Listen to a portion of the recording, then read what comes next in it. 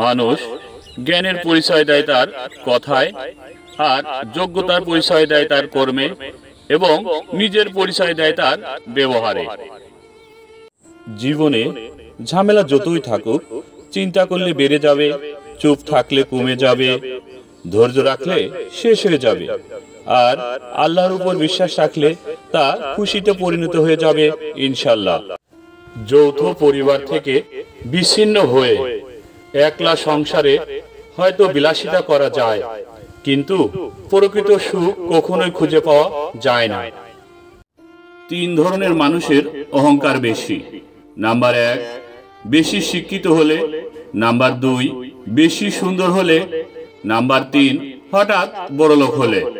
মানুষ দুটি সময় চুপ থাকে। নাম্বার 1, যখন সে অপরাধ না করেও অপরাধী হয়। নাম্বার 2, যখন সে অনেক কিছু বলতে চায় কিন্তু বলতে পারে না। আপনি যে সৎ তা সব জায়গায় প্রমাণ করতে যাবেন না। যেখানে সততার মূল্য নেই, সেখানে সততা দিয়ে আপনি কিছুই করতে পারবেন না। টাকার ঋণ এক সময় পরিশোধ করা যায়, কিন্তু দুঃসময়ে যারা পাশে থাকে তাদের ঋণ কোনোদিনও শোধ করা যায় না। ভুল পথে হাঁটলে যেমন বারবার হুঁচট খেতে হয়, তেমনি ভুল মানুষের সাথে চললে বারবার ঠকতে হয়।